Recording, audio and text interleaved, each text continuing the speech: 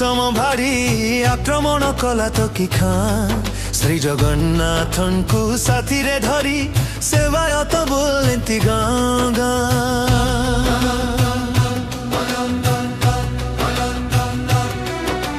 राजा सहित युद्ध करी जीति गला सेठी तो कि खां 12 बाटड़ी रे बंदी कला चारिआडे खाली खां खां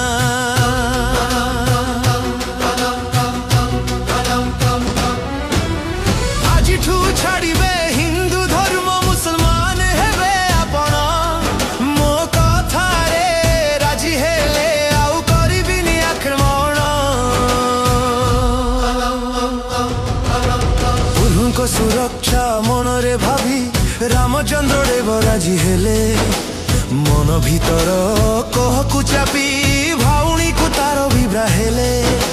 चाहू चाहू कथा प्रगटी गला रानी को कान रे कथा पड़िला लोके सुनी हेले अचंबित छिछि कला सारा जगत चका आखि कथा मने पड़िला दर्शन पाई कि राजा आसिले विधर्मी प्रवेश नहीं कही सेवायत फेराई देले हो कांदिले राजा एते बड़ा भूल केमिति कली जीवन रे आउ देखि पारिबिनी चोका नयन को मो आखि खोली राति रे प्रभु स्वप्न कले धरी सेवायत हाथ जोड़िले भीतर को जदि भक्त आसबनी बाहर को जीवी बोली कहिले पतित जनांको उद्धार पाई नुआ रूप नेले करा गोसाई